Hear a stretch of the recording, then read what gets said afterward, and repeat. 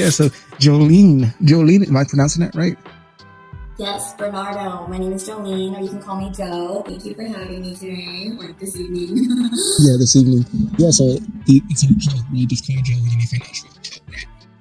Exactly. My work is just, if you're looking for opportunities to learn how to invest, grow, or save, or, look for guaranteed income or something like that, or just looking for another career opportunity where you can make extra income part-time on your own time, I'm your girl.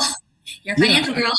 I think the pretentious financial person in me wants to use the term revenue stream. If you want to know the revenue stream, right? That's the term to throw out there. Yeah, revenue stream or multiple streams of income or passive income or something like that. So anything, whatever floats your boat. Yeah, so digging into that. So under your name we have the company Fiduciary. Is that your company? Is that who you work for? Is that something you established? Oh, so fiduciary is actually a title. Gotcha. It's not. Yeah, but the company that I represent is Freedom Equity Group. And I'm actually working for Old Navy Corporate when I got hired during COVID. But then in summer of 2022, my husband, he got recruited or approached by someone from Disney saying that they needed a designer who specializes in kids apparel.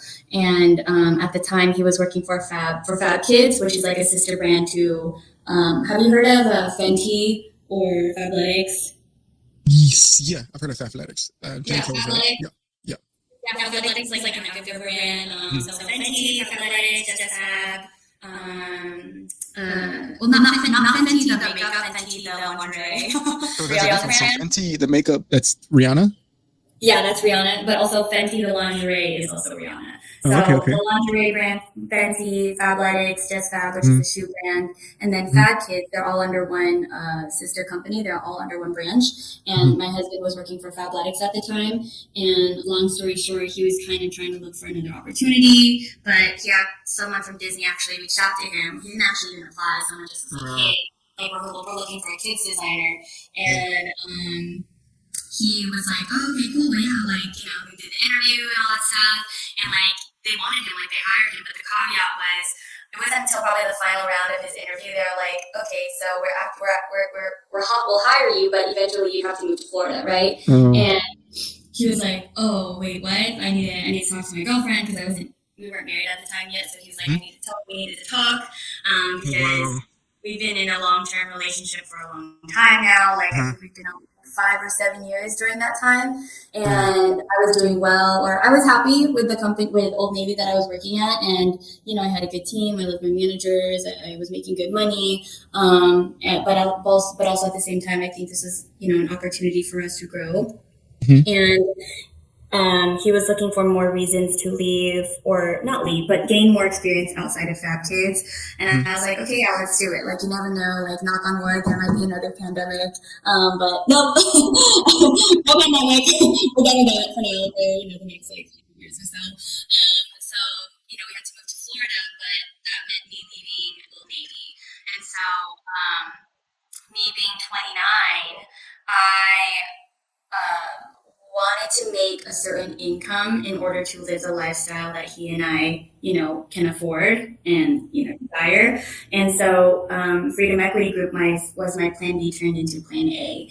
And so I was a fashion corporate girl transitioning into finance. And little did I know anything about finance, right? So I heard people were doing well at this company. It's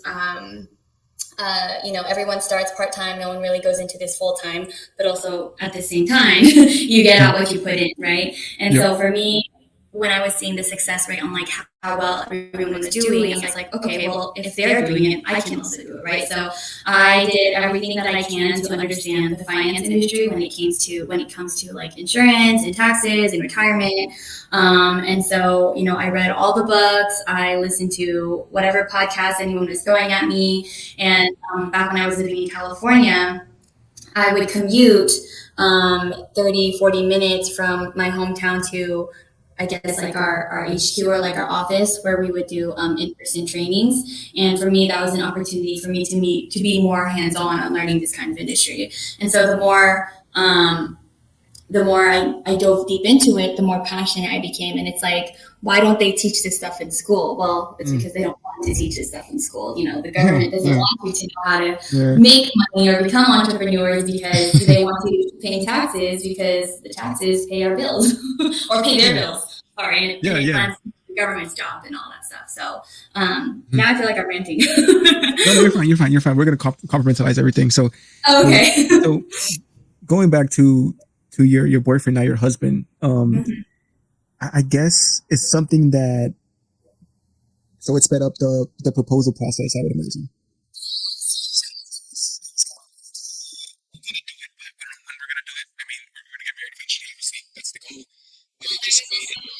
Concrete.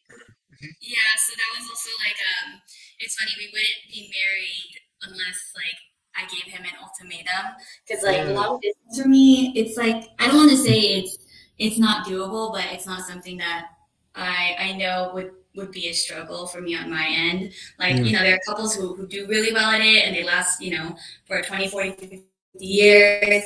But for me, like I'm very much, I need my person like with me. And also at the same time, I feel like we've been in this relationship for probably like, I think during that time was like 5 or 6 years now. And like, I just you know, it was a challenging decision because like I tried like imagining, you know, doing a long distance and us and then me flying there and then him flying back home, and like I can't do it, you know what I mean? And so I spoke to a lot of friends and family about it. And one of my best friends, actually, when I spoke to her, Victoria, she was sad, but also at the same time, she was like, "Don't move as a girlfriend." And I was like, "Wait, why?" And then I was like, "I've had so many friends who move, you know, across the country for, you know, their significant other, and it ended up not lasting." And it's like, and I was like, I'm one of those people where I learn from other people's mistakes and experiences. So it's like. And it's also like a good way to, I want to say, it's also like, it was valid. It was a valid reason to not move across country as a girlfriend. You know, you're asking me to pack up my whole life, leave my friends, leave my family, leave my community, leave my career for you as a girlfriend. Like, no, put a ring on it. Yeah.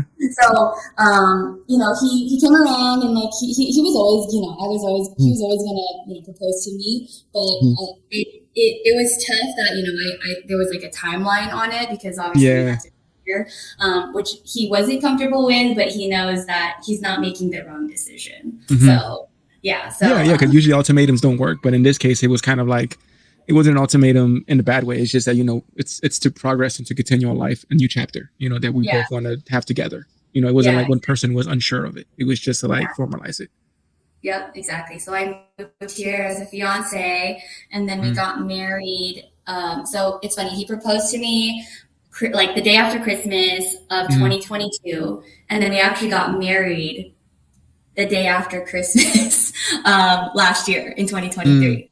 So we actually eloped. We didn't tell anyone except no, actually we didn't tell anyone. We didn't tell anyone until like it actually happened. So my sisters actually flew in during the holidays last year from California, and as soon as we dropped them off at their hotel, we're like, okay, yeah, so make sure that you're ready on Sunday or something like that. Or I was telling them that we were going to go to church Christmas morning or something like that, or the day after Christmas. And you know, because like for them, I wanted them to bring like nice clothes, but actually it was more, the nice clothes was because, you know, Landry and I are getting married. And they were like, "What? Are you serious?" And they're like, and I was like, "Yeah." And then, you know, Leandro, he was like, "Yeah, we're serious, we're getting married." And then my sisters, they were like, do mom and dad know? They're like, "Nope, no one knows, not even our friends, our family, our parents don't know." So it was a huge shock to everyone.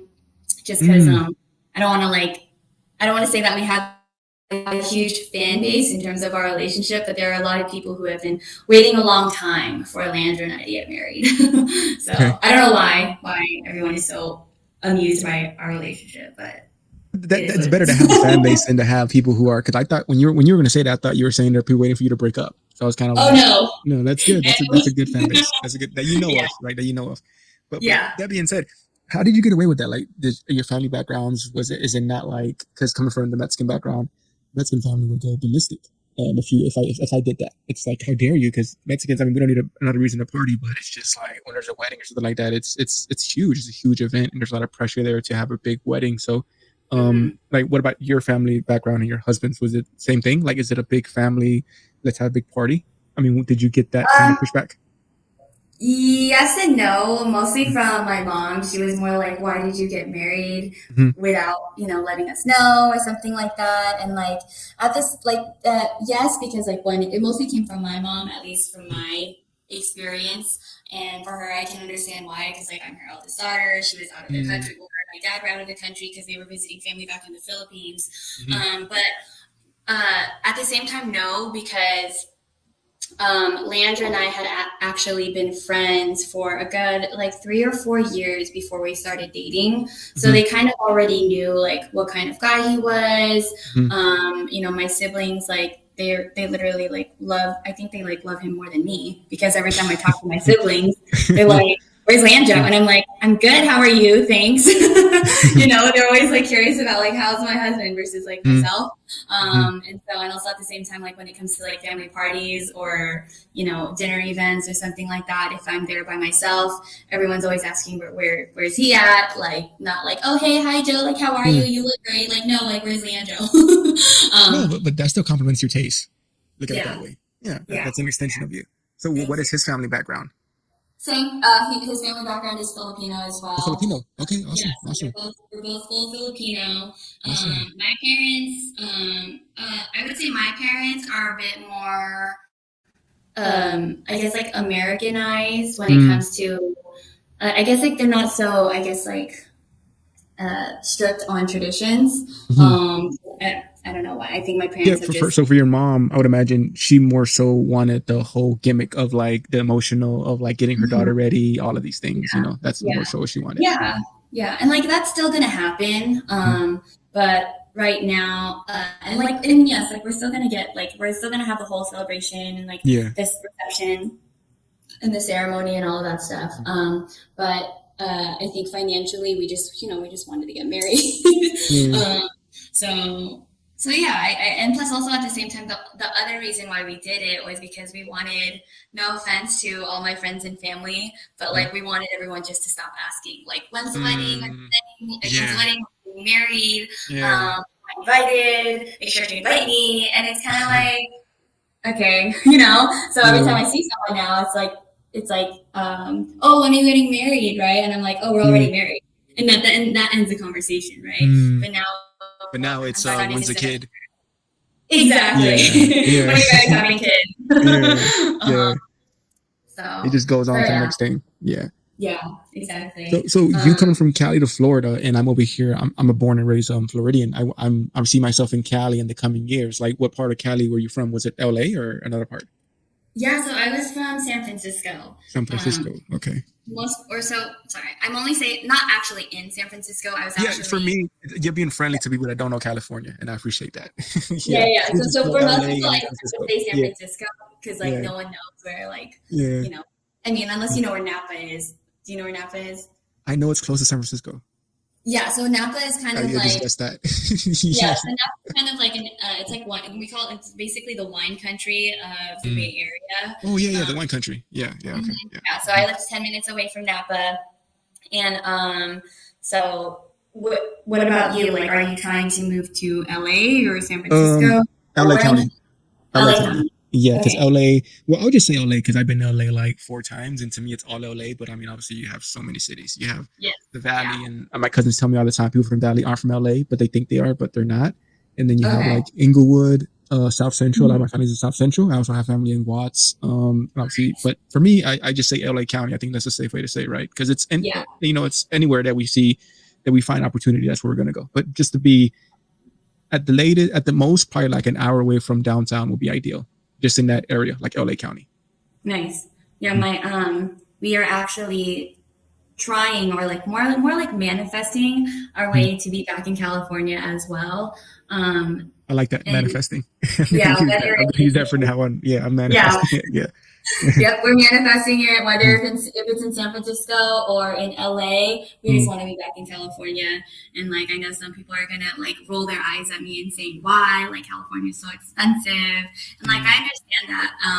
And like, we know that it's expensive, but for us, it's home. And at the same time, you know, Leandra and I are at the phase of our life where eventually we do want to start a family. And if and when that does happen, we want to be closer, you know, at least in the same state, you know, if anything, like an hour flight away versus a whole like 6 to 4 hour flight away. Yeah, Florida's ridiculous. Florida, everything seems so far away. Like when I go to Cali, I feel like I drive and it's like, it's not that long of a drive. Maybe it's just being used to Florida, because in Florida, where I'm at, it's like, I guess it's like South Florida. But like if I want to go to Miami, if I want to go to Fort Lauderdale, it's like 2 hours. And if I want to go to Disney, it's like 2 hours. So everything is like 2 hours, 2 hours. Tallahassee is like 5 hours, I think. So it's something that's really aggravating. And in Florida, it's just so boring to drive in. Like there's nothing, there's no scenic views. And when I go to LA, it's so flat. Yeah, it's so it's so flat. So, and now for like my mental health, I like to do hiking and walking. In Florida, there's just no hiking, because I've been to Europe, I've been to Austria, and I've been to obviously LA, and I've gone hiking now in Georgia too. I went to Georgia. That was my first mountain, I guess, that I hiked, a stone mountain. So it's something that I really appreciate now, and it makes me realize how Florida is just like depleted of these kind of things. Like Florida, I don't know, man, it's cool, but it's like I'm kind of done with it. And I know that during COVID, Florida was the go-to place, I guess, because, you know, financially speaking, things didn't stop moving. But I don't know. I don't feel like I feel like it's always sunnier on the other side, right? The grass is always greener, because I have some family that see Florida as some kind of cool place to be at. And I'm just like, it's so boring. I want to go to LA. So I don't know. Yeah, I feel like I can relate with you on that, because especially I think for you, it's just like for you being born and raised in Florida, like if you're like tapped out of it, right? And I think especially at the age that we're at, like if we're gonna move, like do it while we're young, and you know, and venture out, and then like if you ever get bored of like another place, and you move on to the next one, but know that, you know, Florida will always be here. And like for me, you know, a lot of people told me the same thing. Like, yes, it's Florida, like it's whatever, right? But at the same time, like it was heartbreaking, because like I love California, and a lot of my friends were saying like California will always be here. Like if you're gonna move, do it while you're young, and then if you want to settle, like you can always come back. You know, just like financially prepare yourself for it. And I was like, you're right. So, yeah, no, I can totally relate. When I first moved to Florida, I was like, wow, it is so flat here. There's like no mountains. Cause like when I was in California, like you know, a lot of my friends and I would like to hike, we went zip lining, we went to beaches. My husband, he likes to do road trips, specifically like drive around like hills and cliffs. And I don't know, it's like therapeutic, cause he's like a car guy. I don't You're not getting that in Florida.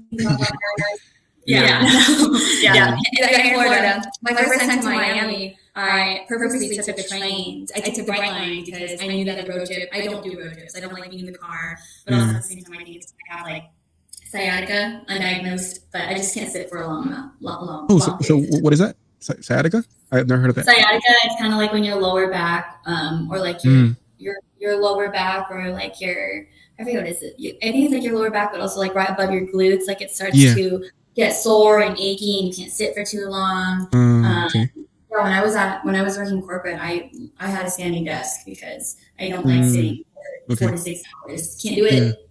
Nope. Yeah. Wow. What are you trying to do? How are you manifesting? Going to manifest to get to California? What right now I'm finishing my degree, first of all, because I was a typical cliche, quote unquote, smart kid, I think, because when I got out of high school, I had a scholarship, I had a bunch of opportunities to go to school, to go to university. And I went for like 6 months, and then it's like, this is boring. And I stopped. And then I went back again, and I stopped again. And now I'm back for the third time to finally finish my bachelor's, because I don't even have a bachelor's yet. So it's something that I have to finish. And then once I finish that, you know, brother, we're ready to go and start to seek employment in California. He's like, he's working remotely, so he can get it almost snap of a finger as soon as we find a house to bid on and everything, and he can get his job, and then I can get my job. So that's kind of where we're going as far as going to Cali. But for now, just saving up money and finishing the degree, and then going to Cali. And then once you're in LA, it's kind of like you're here now. You got to put in work. So you know, it's that job search that begins, because like I've had job searches and I've had like virtual interviews, and it's kind of like you're not living here yet, so you don't have the repertoire for us to recruit you like that. Like, yeah, if I was a PhD, then we could be talking, right? They could be like, like, or your husband, right? Like your husband, with his experience, he got recruited out of state, right? So that's something that I do not have. So I have to be in state first to let them know I'm serious about some kind of employment. That's kind of the gist. That's kind of the feedback that I got in my job search so far. Interesting. Yeah, so that's what we're doing, and that's why this podcast to talk to you about having that financial freedom. So I screwed up the company name that I thought it was, right? So that's your title, because I saw that, I thought about fidelity. That's what I thought about, because that's what my investment going to be at. I thought about some kind of fidelity company, because that's my investment. That's where I get my portfolio at. So fiduciary. So can you break that down as far as like what do you do exactly? Yeah, so as a fiduciary, I basically educate individuals on financial literacy, specifically communities, and introducing them to smart money programs that they didn't know existed. Whether it's to save, grow, and invest their money, or if they're looking for ways to, I guess, like start a savings or retirement program, they can do that. And the program that I like to introduce is through an IUL, which is an Index Universal Life. An IUL, so it's basically an Index Universal Life, which is life insurance. So it has, it's like a perfect, for me, I would say it's like the perfect savings plan, where if you're going to have a plan to save money, you want to put it away where you can get stock market based returns. You want it to grow tax deferred and being able to pull it out tax free through withdrawals and loans, and then or loans, or on top of that, and on top of that, you want it to have a guarantee against loss, so that when the market goes down, you don't have sleepless nights. And that program is the Equity Index Life program. And it's funded with companies that have been around that have been backed up by 100-year-old IRS code 7702A or 101A. And because there's no taxes, you don't have to be 59 and a half to use the money, and you can use it whenever you need without penalty. So do you offer that with your company, or do you like work as like a third person party to refer people to certain companies that offer that? Yeah, so I would say I work so my company, Freedom Equity Group, has partnerships with the insurance carriers that we work with. Okay. And so I work as an independent agent. So a lot of one of the big two companies that we work with is F&G, which is Fidelity and Guarantee, and then American National, which is also Anico. But there's over 16 different carriers that we also work with. We also do AIG, which is rebranding to Corebridge right now. Phoenix is one of the oldest carriers that we work with. They're actually so old that they paid out the insurance claim on Abraham Lincoln's death. That's the tagline. Yeah. That's a good tagline. Like, right? That's wow. Yeah. So really So to break it down, I'm trying to format everything because just I'm a total novice about these things, right? So you're an agent that when people want to have these services, you refer them to a certain company, and those are the main companies that you work with, the ones that you mentioned. So there's also more. Yeah, so I don't know if like refer would be the right word, but I would basically how would you say, like I would you work on their behalf. Yeah, I would work on their behalf.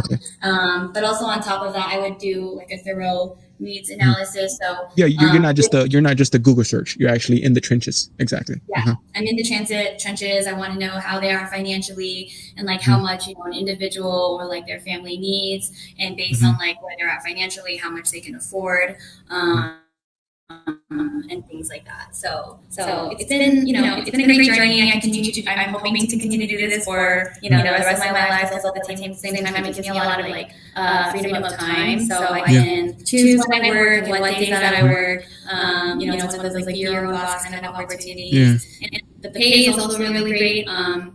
It's one of the main reasons why I actually joined. But now that I wouldn't say that I'm seasoned, but have gained a little bit more experience. I feel like, educating, when I say communities, for me, it's more, I'm just trying to reach out to more of like the minority communities, specifically with families or with families who are trying to break the barrier of generational poverty. Right? So it's like, if you want to become a millionaire in your bloodline, well, I got an opportunity for you, right? And you can do it on your own time, part-time, and, it's unlimited territory, it's unlimited income, you can work whenever you want.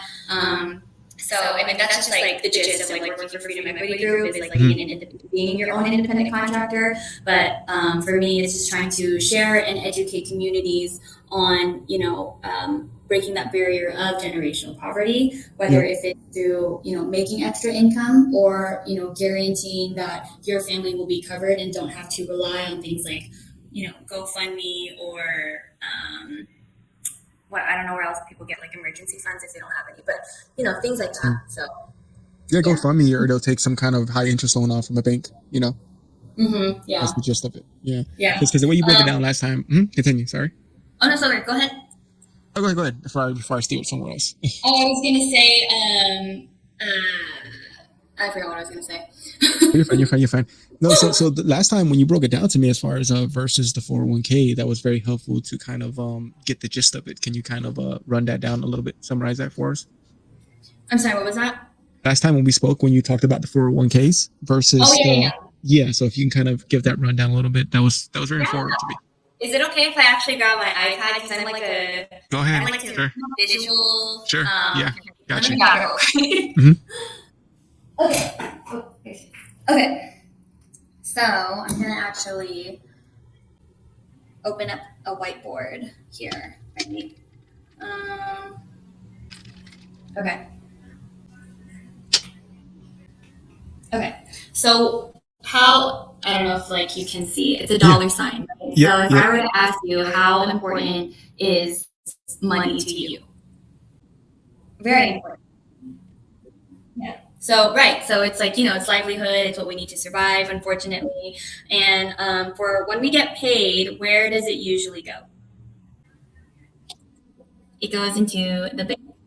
Is that better? Okay. Yep, it goes into the bank. So banks are under what is called a fractional reserve, meaning for every $100 that we deposit into the bank, they're actually only legally obligated to hold $10 in the vault, right? So with that said, where is the remaining 90% of our money going? Yeah, right. It's basically like if Sally were to go into the bank and she said, "Hey, I need a $50,000 loan." That's just the word loan, right? The bank is going to ask her, "Okay, why do you need $50,000?" Sally's going to say, "Oh, I invented like color changing eyeshadow or something," right? So, but based on Sally's relationship with the bank, she has a good credit score, she has no overdraft fees, right? They're going to give her $50,000 in loan money, but that loan money is actually a combination of your money, my money, the mailman's money, our neighbor's money, etc. Yeah, maybe even Sally's money, right? And because they would rather have us take all the risk. I don't know if you can risk. They would rather have us take all the risk than the bank in itself, right? While in the meantime, the banks also like to give us this little plastic thing called a credit card. Do you know the average interest rate on a credit card? Yeah, it's anywhere between 15 and 30%, depending. Yeah, 15 and 30%, sometimes even higher, depending on your credit score, right? So, do you think most of America pays the minimum or the maximum on their credit cards? The minimum, right? So basically, I'm just going to keep using Sally, right? If Sally, she goes into the store and she spends $100 on her credit card and she buys a pair of shoes, but she's only paying the minimum, she's only tapping the interest and not actually hitting the principal. So $100 pairs of shoes turns into $200 pairs of shoes, right? So knowing that, those savings for, so essentially the bank is technically charging you money to lend money back to you, right? In a sense. So what is one more place where people like to save or grow or, get more money? Or save or grow their money. Yep, the stock market. The stock market, or they also like to give it, to our stockbroker. I put SE, right? So, do you have a 401k?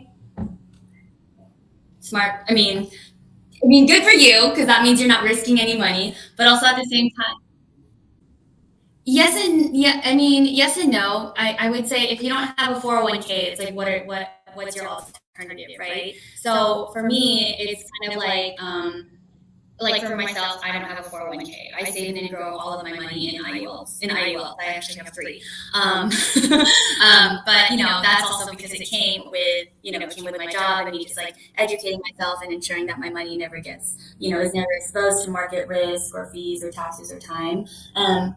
But a little history lesson about the 401k is actually before the history lesson, it's not bad that you don't have a 401k. A lot of people our age don't, because most of America wants to keep 100% of their paychecks, and they don't want to invest it in their 401k because when inflation, like we need more of our money to, rather than depositing 2 or 3% of our paycheck into the 401k.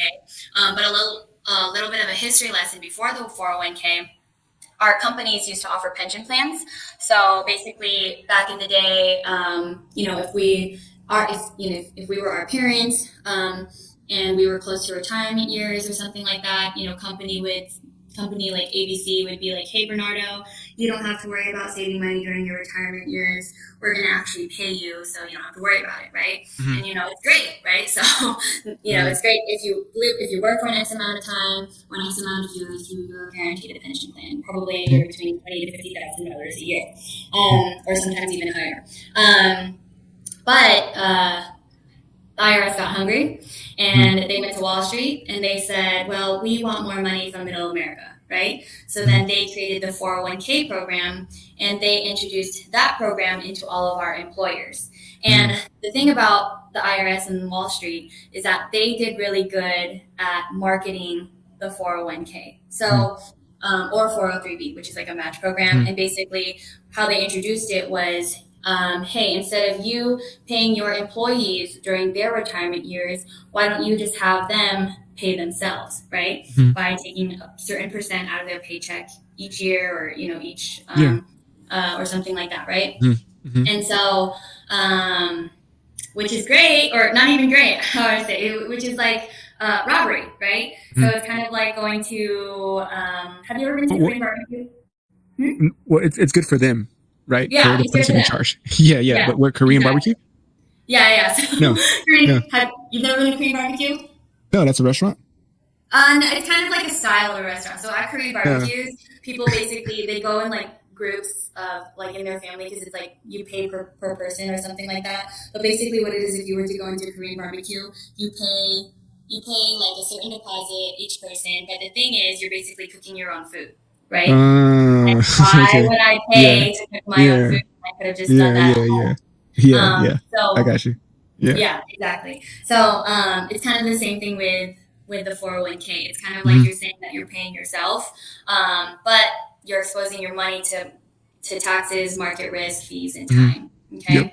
So when people are paying the stockbroker is not incentivized to make you money, right? So whether if you make $5 or $500 or $500,000, right? I have like 500. They get paid whether if you make money or not.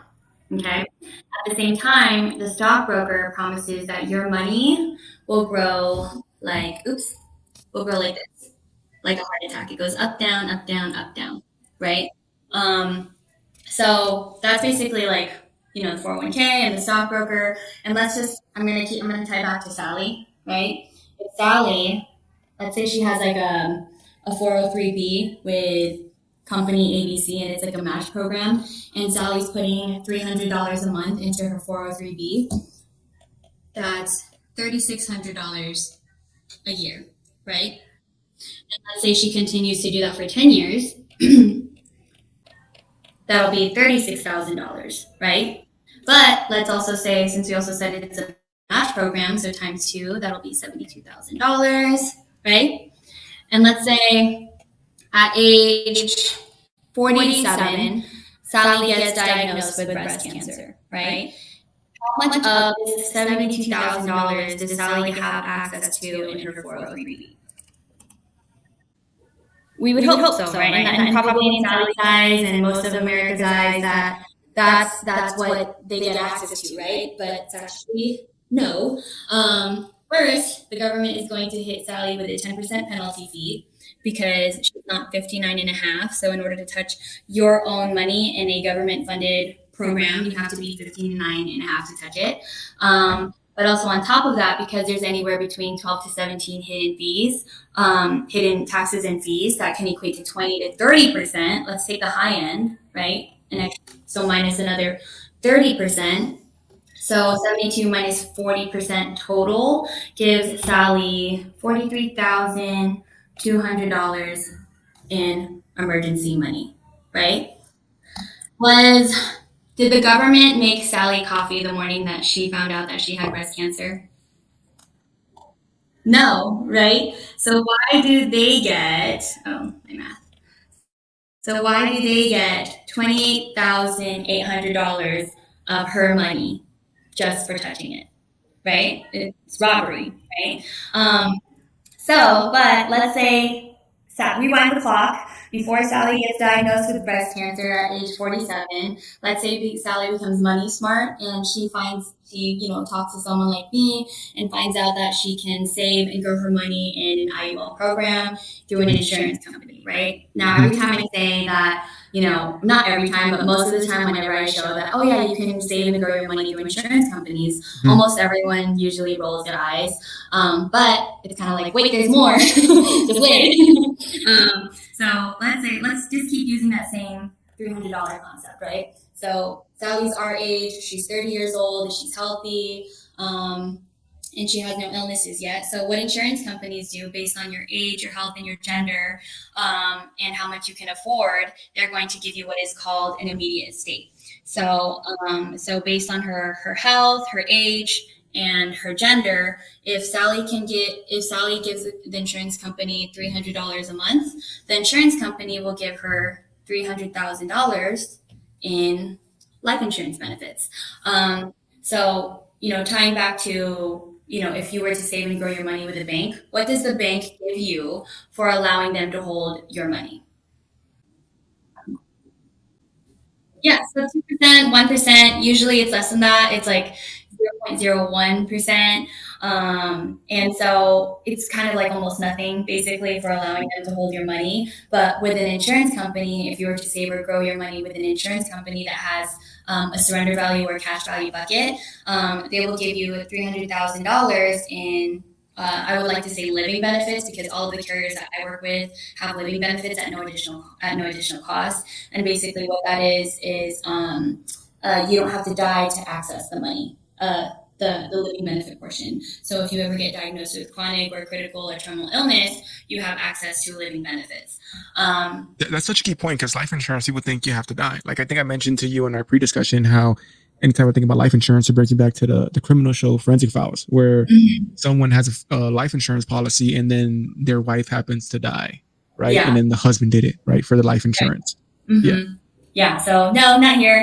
Not with me or not with the carriers that I work with. You don't have to die to gain access to your own money if you ever get diagnosed with illness, right? So, Bernardo, if I were to ask you, who's the most important person in your life, right? I draw a little heart.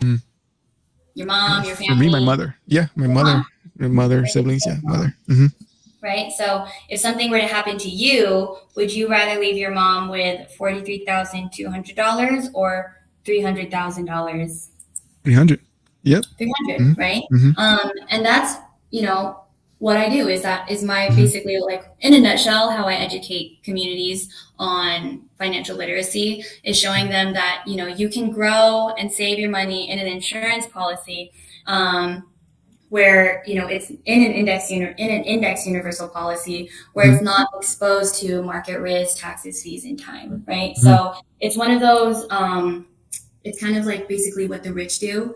So, it's, this financial advice that I'm sharing with you is literally free. Whereas like Disney, Mark Zuckerberg, Jeff Bezos, Elon Musk, they paid their accountants hundreds, thousands, and millions of dollars for this kind of advice to keep, their financial wealth and growing. Whereas like I'm literally giving this information because like this information, everyone should deserve to know it, right? Is knowing the secret of how the rich are keeping how the rich is staying rich and how are they keeping it in the family? Well, it's through insurance policies or life insurance policies. So do you know the 3 rules of money? No, sure. Please share the 3 rules of money. Okay. Yeah, so the 3 rules of money is basically also another little secret that the rich use in order to save, grow, and protect their money. Well, the 3 rules of money is 1, how your money grows. Okay, actually, I'm just going to write it all. 2, how your money is taxed. And then 3, the rule of 72. So this is what it looks like. How your money grows, how your money is taxed, and then the rule of 72. So rule number 1 and rule number 2, they both kind of go hand in hand. So your money grows in 3 ways, which is 1, in a fixed account, which is also known as your tax now, which is like that. And if I were to draw how your money would grow, it would grow slowly over time, over a long period of time. It'll grow, like I can't even see it, but there are little dots that take super long for it to grow and develop, right? And an example like that would be your savings, your checking account, and things like that. And then rule number 2, and then the second way that your money grows, is through variable accounts, which is also known as your tax later. And if I were to draw how your money would grow, it would look like a heart attack. It would look like that. So an example like that would be your 401k, 403bs, pension plans, simple IRAs, or things like that. And then lastly, the third way that your money would grow is through fixed accounts. And then same thing, same thing. How I would draw that your money would grow would look like a staircase. So it only participates in the gains, never the downside risk. So if the market goes down, your money actually stays flat. And then if the market goes up, your money goes up. But if the market goes down, your money stays flat. I always like to say a 0 is better than a negative. And that's also known as your tax never or tax advantage. And an example like that would be Roth IRAs, which are great, but they still come with golden handcuffs, meaning you can't touch until you're 59 and a half. And then that's also where the IUL or annuities fall in. It's under fixed accounts, fixed index annuities or IULs. And basically, if you were to contribute your earnings into a life insurance policy, those proceeds cannot be taxable. So that's basically the 3 rules of money. And then lastly, there's the rule of 72. And it's another way of understanding how money works. And it's basically, Einstein came up with it, and all you do is take the rate of return and divide that into 72, and it'll tell you how long it'll take for your money to double. So, for example, most people who have a 401k don't know the rate of return, right? If you Google it, Google will tell you it's anywhere between 5 to 8%. But what Google doesn't take into consideration is taxes and fees, right? So anywhere you're probably looking anywhere between maybe like 4 to 6%. Again, but also at the same time, like we don't know, we can't time the market, right? It could be higher, it could be lower, it's not guaranteed, right? But basically, if your money was growing at a 4%, your money, if you take 4 divided by 72, your money will double every 18 years. So if you started with $10,000, you won't see that double until the 18th year, right? So you won't see 20,000 until 18 years from the first year you started, right? Whereas if it was at 8%, you would see at 8%, so 8 divided by 72, your money would double every 9 years. So if you're taking same thing, 10,000 at the ninth year, you would see 20,000 at the 27th or 27th year, you would see 40,000, etc. Right? So 8% or higher, your money would grow, and that's usually how compound interest would work. So that's basically the 3 rules of money. Yeah. And also, I mean, I would imagine these methods are also, I mean, I don't know if anything is inflation proof, but I mean, it's a safer bet towards inflation compared to just having cash in your mattress, right? Because what $100 bought last year doesn't buy the same thing this year. Exactly. Yeah. So that's basically what I do. Too bad I can't share screen because I would literally show you like how an illustration would work. Because like I'm a numbers, like I'm a visual explainer. No, I saw it on iPad. Yeah, I saw it. Yeah. Like I got the visuals too. Yeah. So when you consult, when you have a consultation, you go down this and you access financial records, or is it only after they become a client? Obviously, you don't just go into financial records. Financial records. What do you? But like client, like if you have a client, like someone that you're bringing on, or you're taking as a client, do you go down this whole strategy with them? Mm-hmm. Yeah. So if I have a client, I would give them the whole gist of like what I give you.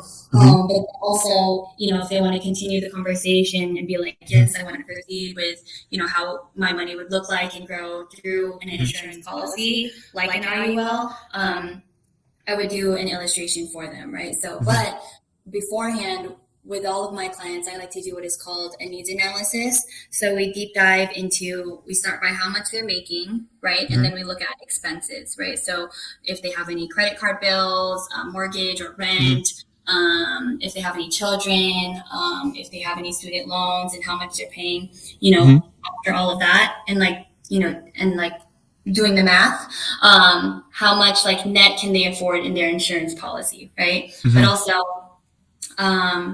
based on the needs analysis and like how much debt that they're in, I would say you need, anywhere between, depending on the client, it could be anywhere between, $100,000 or $1 million in a life insurance policy. So it depends.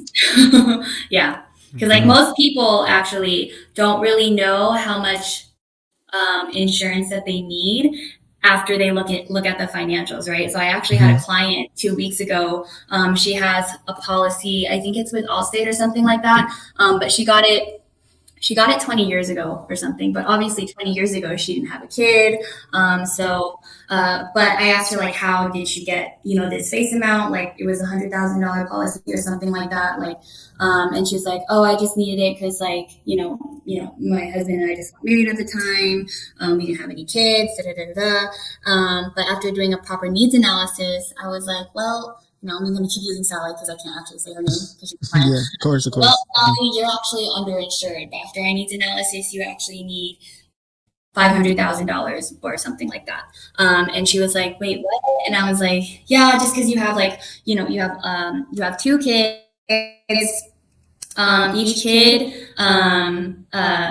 in the U.S. right now is at least $10,000 a year for, being able to afford one. And that's just like, for emergencies. For that's just the essentials.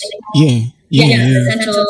We don't need to be able to not even covering like, if they decide to go to college or not. Yeah, of course. So if it were to happen to her, how much money did she need to save if one of the breadwinners were to go away?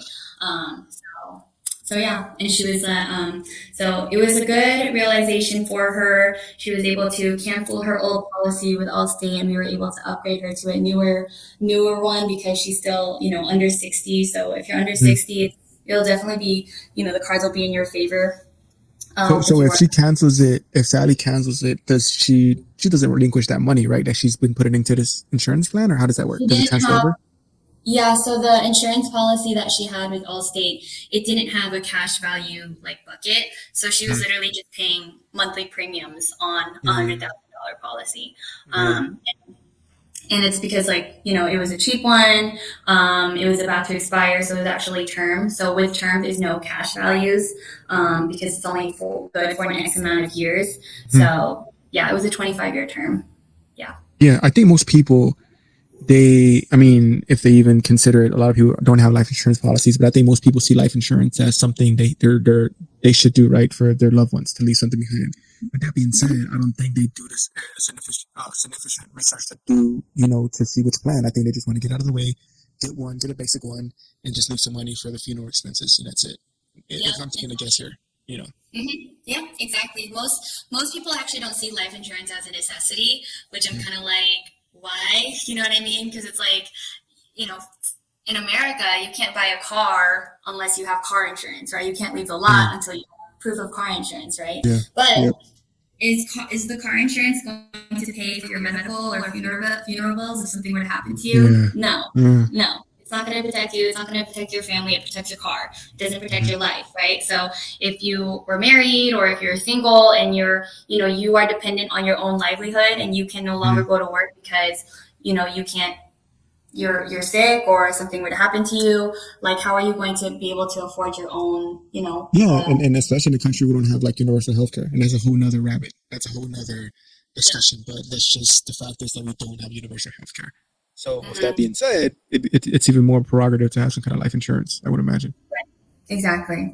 So everyone should have life insurance. I think it should. I don't want to say it should be a law, but it should definitely be like top priority for everyone. Whether if you're a single, independent human being, like get one for yourself. Like you never know for life's what ifs, but also at the same time, like if it's for yourself, at least you can dedicate the benefits to beneficiaries. So it's like I said, rather leave your mom with $300,000 versus $43,000. I'm definitely getting to that age. I'm getting to that age, because I'm 32 now, so I'm definitely getting to that age where it's like these things are discussions that we need to have. I need to think about. Because also, because also with the Hispanic community, unfortunately, whenever someone passes away, it's GoFundMe. That's nice that that's a virtual way to fundraise now. But usually when I was growing up, and it's still a thing, like at the Mexican stores, they would put like a bucket, right? Like a little, like a jar for people to give donations. And they're trying to get all this money, and that's just for the funeral. That's just to try to cover the funeral, just to get the person, whatever, just to get them, resting peacefully, right? That's it. They're not even thinking about, what's going to happen after, right? That's just to cover the funeral, which is insane, because there isn't that life insurance there in most cases. Yeah. Funerals are not cheap at the same time. Like on the low end, I think it could be like just starting at $20,000.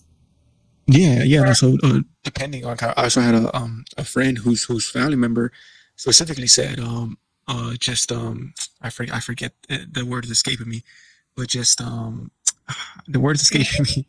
Cremated. Yeah, just cremate because it's cheaper. And it's like, hey, but that's a reality. That's a discussion that people think about nowadays. It's cheaper, so just cremate me and put me in an urn, just to keep it cheaper. And it's like they didn't want to do it, but they were like, I guess that's their wishes, because they didn't want to leave that burden on their family, right? Of having to have a big funeral and have all these things. Just cremate me and just get it over with. It's like, oh, all right. Yeah. That's sad. I mean, well, it's a reality. I guess, it's something that they had to basically come to terms with, Yeah. I know it's crazy to think about that, but also at the same time, it's like how old are you? 32, you said? Yeah. Yeah, same. I'm literally turning 30 this month, and okay. Welcome. That I'm halfway. Welcome to the 30s. I know. I'm welcome to the 30s club. 30s right now. Yeah. It's just crazy to think that we're halfway into our retirement years. Yeah.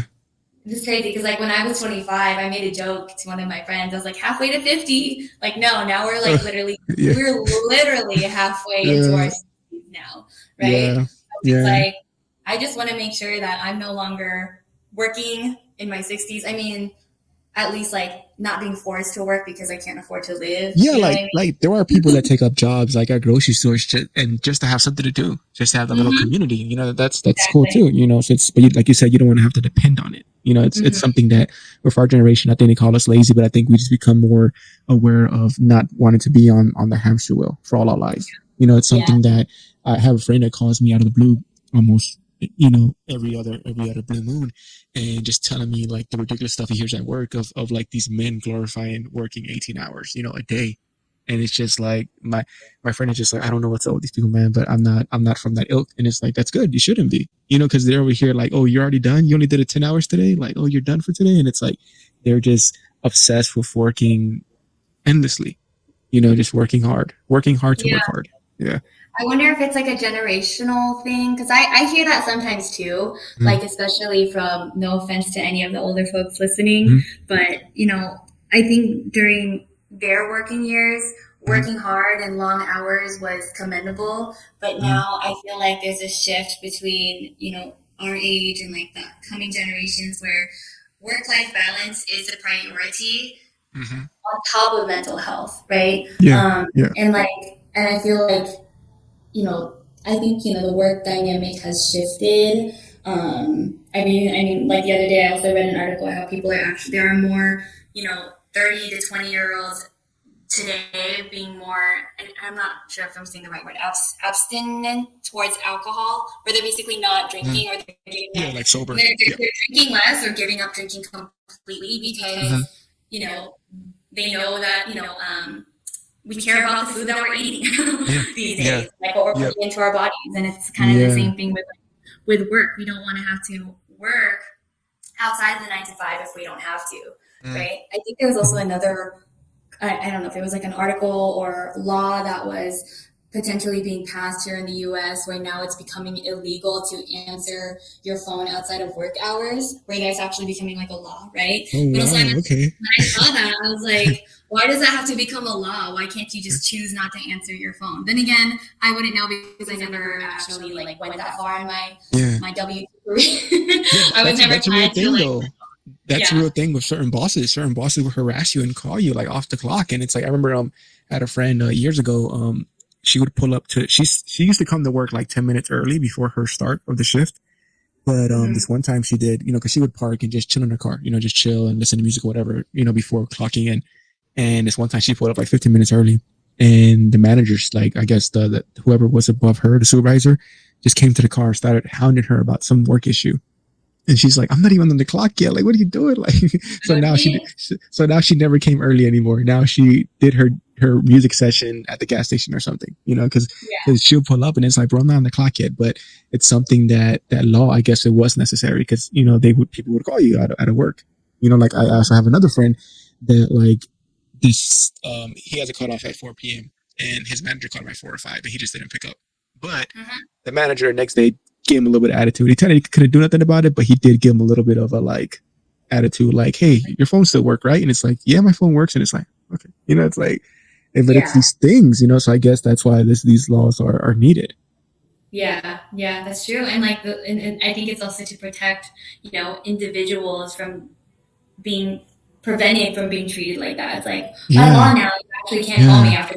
It's that pressure, right? Man. It's that pressure. And like I mentioned earlier, that I go to the gym and I have that release, the gym is a release for me, whatever stressors I may have, but some people don't have these releases, so I can just imagine that pressure building up from working, working, some, just stressors that happen. And it just like, it becomes very overwhelming for some people. Yeah. And it's important to, take that time for yourself to not think about work, right? And like, I can totally relate to you on like why you go to the gym and like, so that you don't have to think about work. Cause like my husband, he definitely like, for him, that's his me time, right? Like he doesn't want to look at his phone. I actually helped him on iPhone or Apple phones. Not everyone's on the phone. But I'm pretty sure you can do it on Androids too, where you can have like a focus mode. And like, that was a feature on Apple phones. And like, what is that? And I was like, oh, you can basically pick and choose like who you want to hear from, or like what apps you want to hear from if you turn on a specific focus mode. And can you make that for me? And I'm like, yes, I will make it for you, because like he had that problem where he was taking work home. And to some exceptions, it was like, okay, right? Like I know that he has a lot of work to do, but there are some days where he's like, I don't want to look at my phone. I don't want to hear from work. And I was like, okay, well, turn your focus mode on. And like sometimes he actually leaves it on for the whole weekend because he's from work. He's even contemplated actually about getting 2 phones before I showed him focus mode. So. No, don't get 2 phones. That's always a red flag. Don't get 2 phones. I know, right? That too. That is definitely a red flag. No, but it's something that also doing it, the fact that you go into focus mode, it also enables your brain. Okay, now it's time to focus. Just the fact that, because I mean, a study tip that I picked up the other day was putting a timer, because there was this ad that was selling some kind of timer, some kind of stopwatch, some kind of fancy desk looking stopwatch. And I was like, well, I can just do it on my phone. I can just put a timer.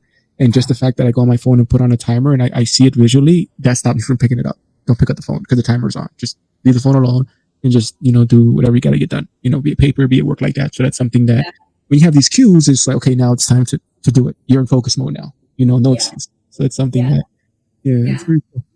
It's needed. My sister actually, she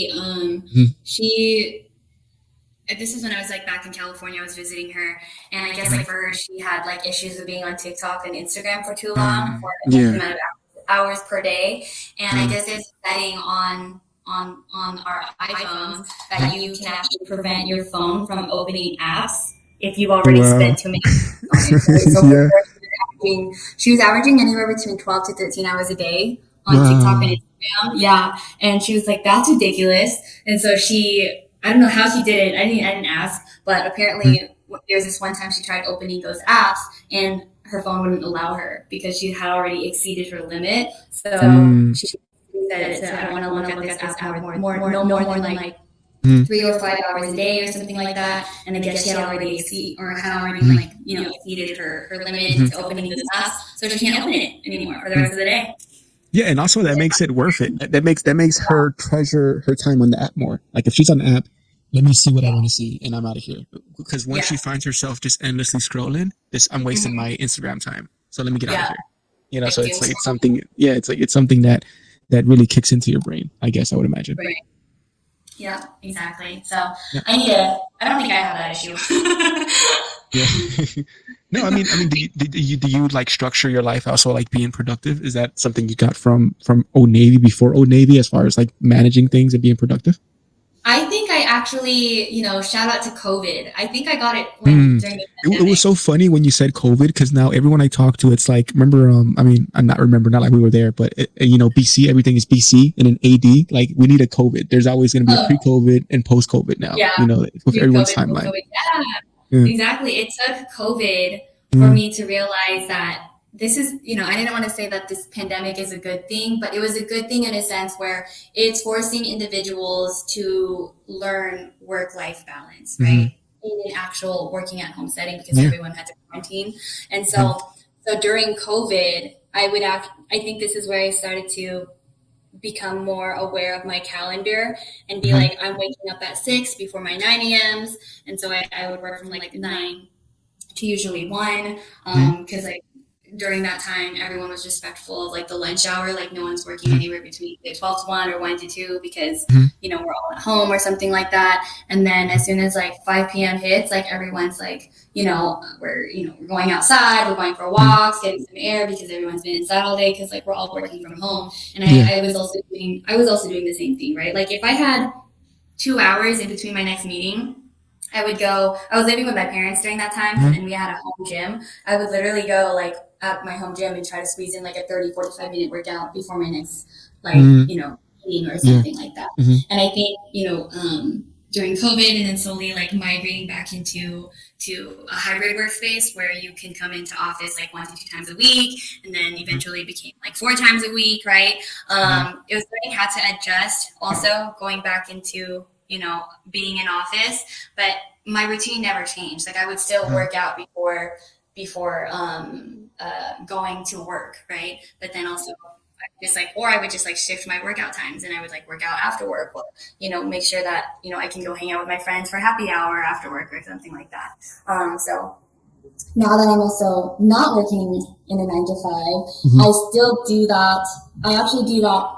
I do it more frequently now in respecting my own me time, or like, family time, especially when you're your own boss or your own entrepreneur, because, being an entrepreneur is a 24/7 job. Because like outside of like me handling my own meetings, I'm actually doing some other like behind the scene work with helping, other people on my team understanding, how life insurance works, and making sure that they're learning presentation skills and learning how to read numbers and stuff like that. And then on top of that, there's a lot of hats. I'm wearing a lot of hats under what I'm doing with not with Freedom Equity Group, but also with the people that I work with. And so I think because of like the time difference, most of my team is still in California. So at least I really have my mornings from 9 to 12 because California is still sleeping. For the most part. Yeah. Yes, 3 hours back, right? Yeah. Yeah. So COVID, I guess COVID kind of kickstarted us to make worth of the time that we have, I guess, in a day. Yeah, exactly. And so yeah, that's basically how I gained my routine, and then also I'm still carrying on those same strategies now, whereas where I'm working for myself and making sure that I'm not, on my laptop all day, and actually taking time to like walk my dogs and, go on like my own like gym time or go if I need to go run errands or something like that, or if there's other priorities. So, yeah.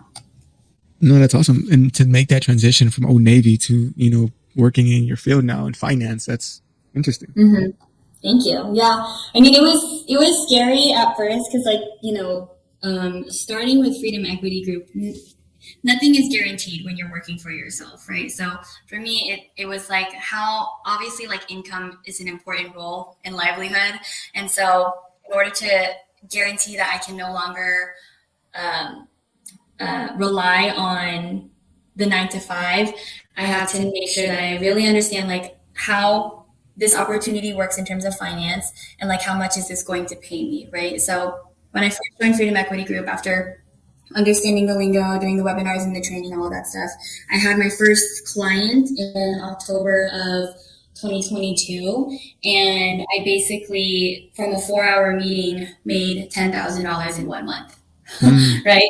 I basically doubled my full-time income with my part-time job, right? And I was like, okay, that's great, like $10,000, that's really nice. Everyone can use $10,000, right? But that's not going to last me. Yeah, that's not going to last me for the rest of my life, right? So I was like, to see where this goes. And then by December of 2022, I had during like the most expensive month of the year, right? Like the holidays. And also at the same time, this is when I was starting to do more job hunting because, we were just told that we had to move to Florida in March. Facebook, Amazon, Google, just, those tech companies have just done like a mass layoff, anywhere between 8 to 12,000 employees. And so the job market then was hot. Like it was so hard to compete and try to apply to jobs. And I was like, I don't want to do this. Like this is so tedious. I guess the word is to say, like doing interviews, submitting resumes. It's the rat race. Yeah, it's the rat race all over. Yeah. Right. And so I was like, okay, well, I don't know. This is not going to become a priority. So I dedicated more of my time to FEG. I started, having more clients, having more meetings, just talking to anyone who would listen or anyone who needed my services. And I basically closed a month with $30,000 in income in December 2022. And then by February, same thing. Was actually my biggest month since starting my journey with Freedom Equity Group, which was $50,000 in income. Again, this is still part-time. Like I was still working with Old Navy, and I finally left. I actually left the team on Valentine's Day of 2023. So when you come to Florida, you're still with Old Navy? No. So I left. So you started this job while you're still in Cali? Yes. Got you. I started this job while I was still working with Old Navy. Okay, got you. Part-time, because like the great thing about Freedom Equity Group and working part-time is that you actually work your own hours. So I said you get out what you put in. So then by February, because we had to move by March, so I had to leave Old Navy in February, and then February I did $50,000, and then March we had to move. March was obviously a slow month because I'm not seeing anyone. Like the priority is moving to the East Coast and settling in, and I didn't really know anyone here yet. But by April, I still had business growing in California, and I hit my $100,000 income. So within 6 months of joining Freedom Equity Group, and I was like, but when February hit, when I did 50,000, I was like, this is great. I'm just gonna, this for me was like. This was the sign that that Leandra and I are gonna be okay financially. I can be comfortable leaving the 9 to 5 and sustain working for myself until whenever I feel like I need to do something else. That's awesome. That's awesome. So yeah. So it's great, and plus also. It's great that, making that kind of income is great, but what's actually more promising and more satisfying is making sure that individuals are protected, from life's what ifs, right? Because actually not even what ifs, it's more like life's uncertainties, because death is certain, it's not an if, it's a matter of when. Yeah. So it's making sure that they realize that, and that making sure that they are financially prepared for life's uncertainties. Yeah. Do you also give discussions? Because I saw in your profile you were like, it looked like a public speaking, like at a podium. Is that also part of your job? Yeah. Conventions. Discussions. I haven't led a discussion yet. But on my profile, I've done presentations. So on my most recent trip to Los Angeles, I did a presentation on trying to keep a growing team engaged. And basically, it's just like trying to. The message behind that presentation was leaders build leaders. Like if you're going to have a team, make sure you're building a team full of leaders, because you don't want to be doing the work for them for the rest of your life, right? Like every time I present the opportunity to anyone who's interested with Freedom Equity Group, I make sure that they are shaped into becoming a confident leader, whether if it's in front of a client or if it's in front of a growing team. Doing things like one of the ways to keep a growing team engaged, what I shared was, recognizing milestones, no matter how big or how small, because, appreciation matters, whether if it's someone who recently just joined Freedom Equity Group to someone who just recently, passed their life insurance exam or, had their first podcast or had their first presentation, celebrating and recognizing those milestones is a way to keep someone engaged and basically commending them and appreciating their efforts at what they're doing is important, right? And I think a lot of people need that for themselves as well, because if they're not going to cheer themselves on, someone needs to do it for them. Some people are like that. So so that was no discussions yet, but more like leading presentations and just hearing my experience, like what I'm sharing now, in a lot of the photos that you see me with the microphone. yeah, that's cool. Yeah, I got you. Yeah. Awesome. So more to come, hopefully. Yeah. You'll lead a discussion one day. I know you will. You'll manifest it. Thank you. Thank you. I appreciate it. So one last random question before you wrap. I'm a big movie nerd guy. Is there a favorite movie of yours? Go-to movie, favorite movie, last movie you saw that was really good? Just top of your head, a movie, like a film. Okay, so I purposely didn't ask you ahead of time just to make it spontaneous, because it's a movie guy. So no worries. No, I love that question, because my most favorite movie of all time is Elf. Awesome.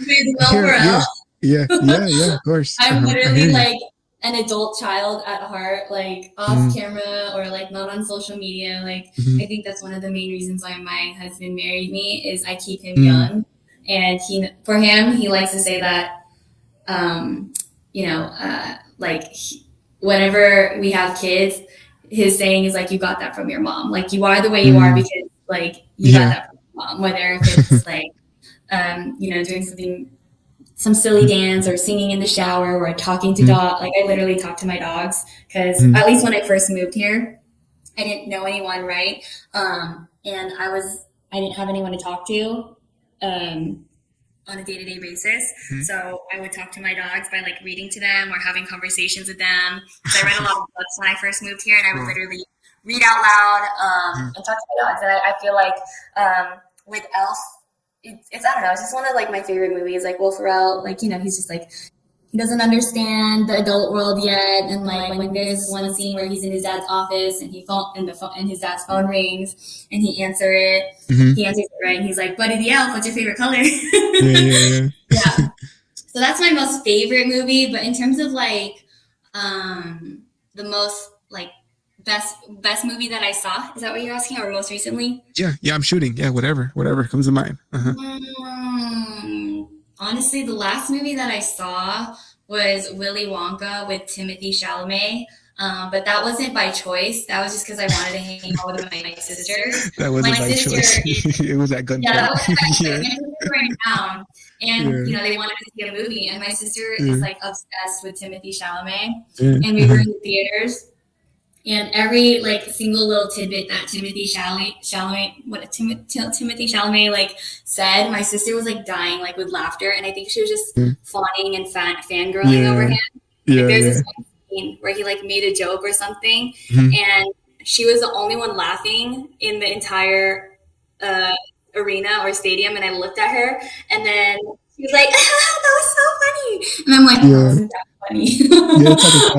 It's like a middle school crush, where everything's funny. Yeah, I don't know. Timothy Chalamet is your type. So, what about you? What's your favorite movie?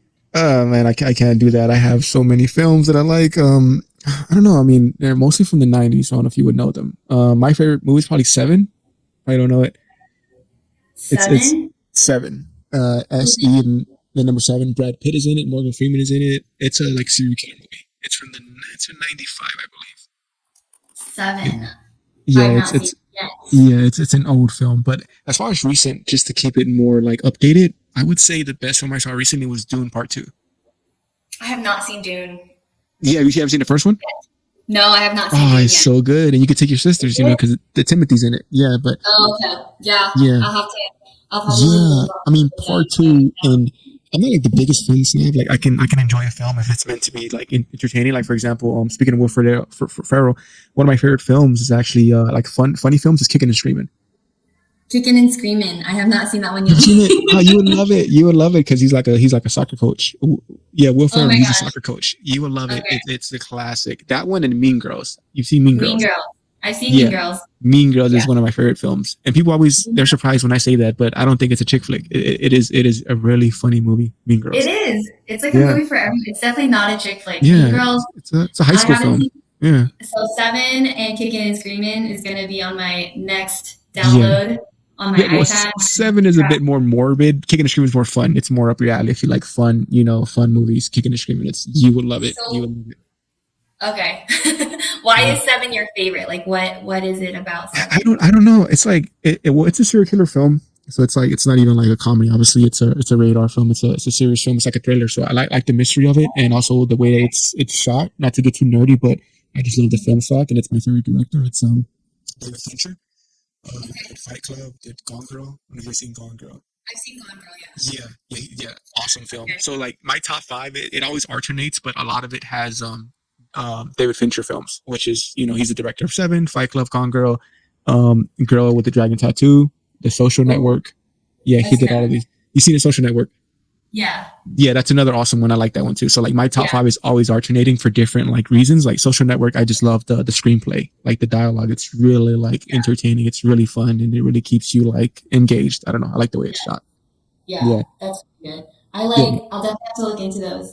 I have a question. What is aside from movies, what about like TV series? What's your favorite?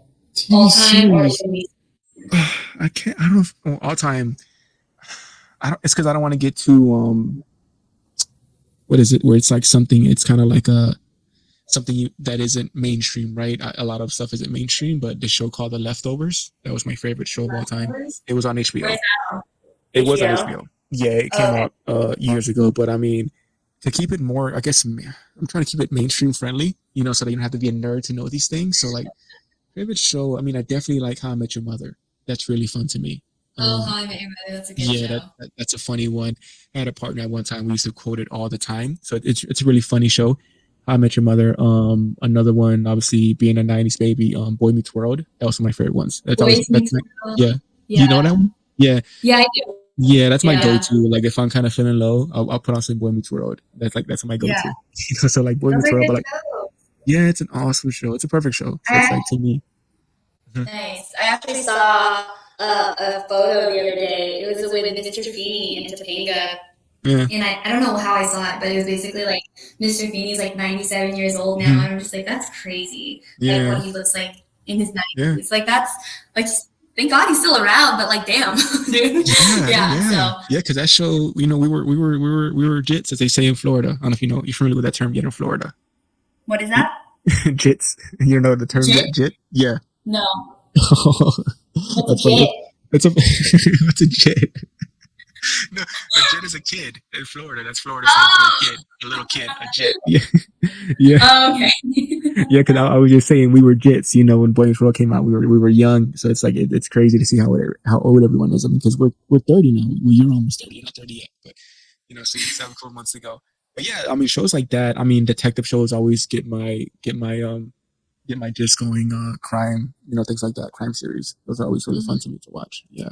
Yeah, my first series were like when I first started watching TV, it was all crime. Like I was obsessed with CSI New York, CSI Miami, CSI Vegas. I watched that like clockwork every day when I came home from school, and I was probably in like the 7th or 5th grade, and I was watching crime shows. So those are good shows. Mine were all time. I mean, I think also similar to Boys Meets World, I liked a lot of like character development shows. So back, like, you know, it's funny from like high school to like college, you have like your favorite shows, right? Like in high school, for me, it was like One Tree Hill and Gossip Girl were my two shows. But then during like COVID, my husband and I, we were obsessed with Peaky Blinders and Netflix. I mean, Peaky Blinders and Last Kingdom and Lawyer, that was on HBO, because those have a lot of like character developments. And then right now, there's nothing really good in terms of like what I've been obsessed with lately. So I'm just none of the big ones, none of Game of Thrones, Walking Dead. Did you get into those? Okay, Game of Thrones I was into during also the pandemic, but I would watch it, but I had this problem where I kept falling asleep when there was too much dialogue. Yeah, I'm like action. I need like either someone dying or someone's about to die or someone's about to like, you know, get thrown under the bus or something like that. Yeah, there's a lot of like plotting, a lot of like Machiavellian things going on, I think, in that show with the dialogue. You know, so it's like it's something that Yeah, but no, Game of Thrones is definitely a good show too. That was sad because like everyone dies, but it was a good show. Walking Dead I never really got into, or Ozark, my sister said, is also really good. Ozark is cool. It's cool. You'll probably like it as a finance, you know, head, because it's about money laundering. It's about like finance, and you know, you would probably I see you. I could definitely. I would recommend that. That's a pretty good one. It's on Netflix. It's easy to access. It's pretty fast. Okay.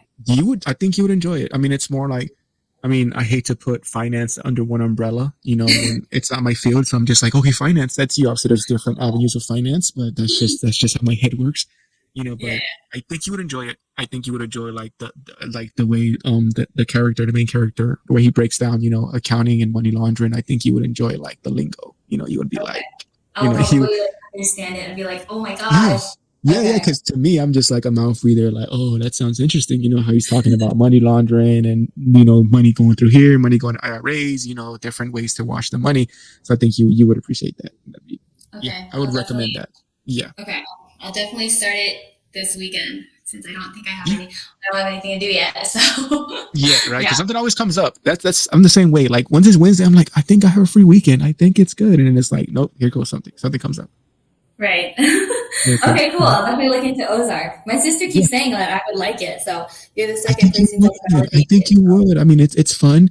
It's there's plenty of action in there. Right from the first episode, because usually first episodes, they're pilots. You know, they got to get the show running, so they got to get it approved, and usually they'll get you in there. So I think you would enjoy it. I don't know about your husband. I don't know if that's his stuff, but I think you would enjoy it. It's fun. He likes like a lot of like war, like shows with war. Like he's like a history guy. So if it's anything like Roman Empire or samurai, look who you're talking to. I'm a history nerd. Yeah. Yeah. We have a lot of that stuff. I've actually started watching Shogun the other day. Oh yeah. I started it, but like I'm just not familiar with Japanese, so like the names, it's kind of confusing to keep the names, you know, because it's like. I'm not even trying to say it sounds weird. I'm not familiar with it. I'm sure if a Japanese person saw a Mexican show, he would be like, okay, I can't keep up with all these names. You know, it's just not being used to it. So I'm trying to watch it. Like I'm trying to stick with it, but I get confused with the names. And also the bad habit I have that when I'm watching something, if something comes up, oh, that's interesting, I look it up. Like I'm researching stuff while I'm watching it and I'm missing the show. Yeah, you want some like context. You want some back history. Yeah. That makes sense. Yeah, I was watching it the other day, and like it's one of those shows where also you really have to read the subtitles as well because it's obviously in Japanese. But he knows it. Like there was this one word that he said or that they said in the show, and it was basically like a way that like a warrior or a samurai kills himself. I'm not even going to say it because I feel like I'm going to butcher it. But I was like, what is that? He explained it to me. I was like, how do you know this? And he was like, these are my shows. Like I like history, like when they do the thing and then down the side, the middle. Yes. Yeah, I forget the term too. You know what it's called? I don't know what it's called. I don't know what it's called. I don't know what it's called. Yeah. But that's interesting. Has you ever saw Rome from HBO? Has you ever saw that? That's a good one. So. but he would probably have. I don't know if you guys have HBO Max, but you would have to look for it because it came out maybe 10 years ago and they discontinued it. But it's a good show. Oh, really? Yeah, it's a good show. Yeah, we have HBO. It might be on there. I mean, it's called Rome. It's a good show. I don't know who's on it, but I mean, they're familiar faces. Like when you see them, some of them are familiar, but it's pretty historically accurate. You know, it's pretty awesome as far as a Rome history buff. Yeah. Cool. Good to know. Awesome. So, thank you, we're gonna go ahead and wrap up. Thank you for being on the show and thank you for your time. I really appreciate giving me some time this evening to talk, and it was really fun to have that little movie nerd discussion at the end. Of course, 100%. Thank you so much for having me. I really appreciate it. I'm hoping that we can stay connected. Awesome. And hopefully we can do this again. We're in the chat there. Thank you. Okay, cool. Thank you.